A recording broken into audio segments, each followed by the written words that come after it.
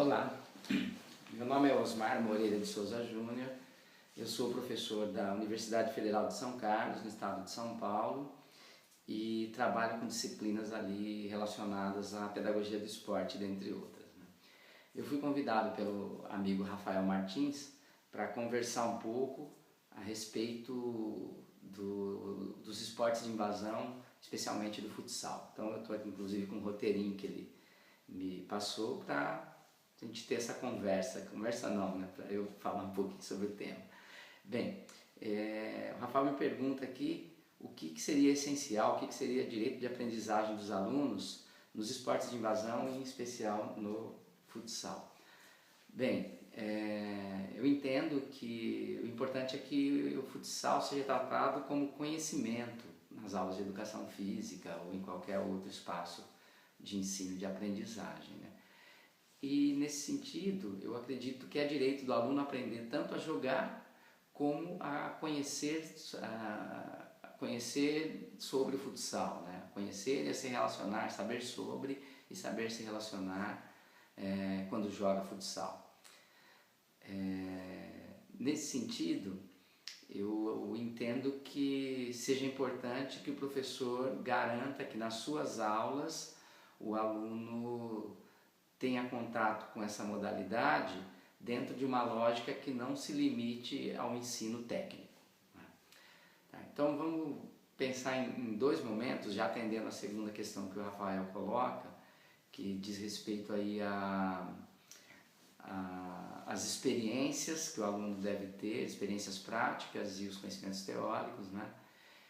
Eu diria então que o aluno teria o direito de tanto aprender os saberes corporais, que diz respeito aí ao aprender a jogar, quanto os saberes conceituais e os saberes atitudinais, né? E aí eu posso usar como referência a praxeologia motriz, para falar então que o aluno tem direito de aprender a lógica interna, aprender a jogar, que são saberes corporais, e a lógica externa dos esportes de invasão. Tá? Pensando na lógica interna, naquelas demandas que o jogo impõe para aprender a jogar, eu entendo que o aluno tem o direito de aprender quais são os elementos da estrutura do jogo de futsal e dos esportes de invasão, que tornam as modalidades como o basquete, o handebol, o rugby, o futsal, o futebol e algumas outras, né? Membros de uma mesma família, a gente pode dizer assim. Então, essa estrutura comum refere-se aí a alguns princípios operacionais, que a gente pode pensar em princípios ofensivos e princípios defensivos.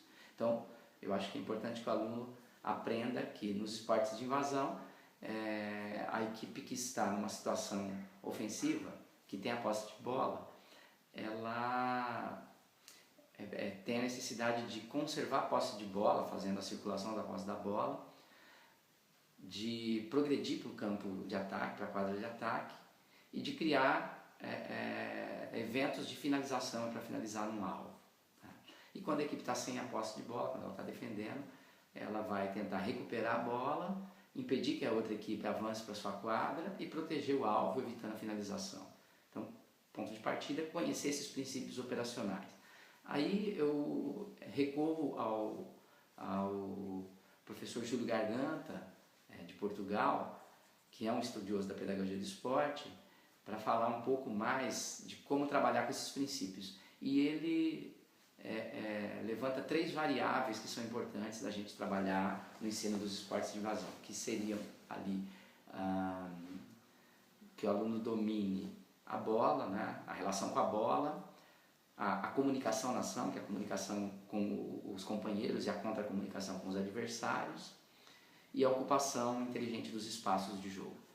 Tá? Então, eu acho que esses elementos têm que ser trabalhados na aula para que o aluno adquira uma leitura de jogo e uma competência tática, que é a demanda, é a natureza dos esportes de invasão. São esportes de natureza tática e não de uma essência técnica.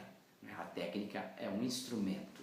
Tá? O saber fazer, o como fazer, deve atender às demandas táticas que dizem respeito aí as razões desse fazer, né? As tomadas de decisão e o escolher entre passar uma bola, ou conduzir, ou chutar a gol, por exemplo. Tá? Então, aí a gente tem um entendimento do que o aluno deve aprender com relação à lógica interna. Com relação à lógica externa, é importante que o aluno tenha conhecimentos que ajudem ele a decifrar o jogo de futsal, os esportes de invasão, do ponto de vista social, cultural, político e assim por diante.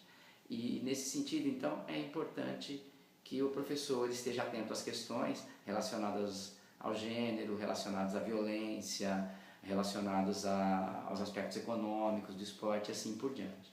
Vamos dar um exemplo para ficar mais claro. Tem uma atividade que eu trabalho com os meus alunos da graduação que seria um jogo espetacularizado, um jogo em que eu tenho torcida, eu tenho treinador, jogadores, arbitragem, eu tenho a equipe da mídia, né, que teria ali narrador, comentarista, cinegrafista, repórter de campo e assim por diante. Eu tenho pessoas que vão escutar o jogo como se estivesse escutando pelo rádio, não vão assistir ao jogo, só vão ouvir as pessoas que estão narrando. E a partir dessa experiência, a gente junta todo mundo para discutir os sentidos de cada uma das experiências, né? Quem ouviu o jogo, como é ouvir um jogo sem assistir? Quem participou como jogador, qual foi a experiência de jogar um jogo que é narrado, que tem a cobertura midiática e assim por diante, né?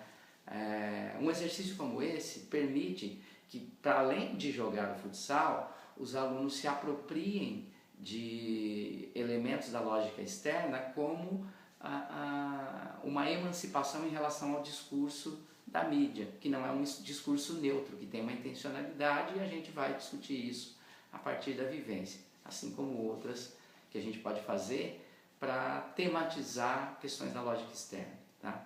Então, assim, acho que o meu recado era esse, gente. Deixo aqui meus parabéns para o grupo pela iniciativa, que eu achei muito bacana, muito importante, tá? E espero ter contribuído com as reflexões de vocês. Tudo de bom, valeu!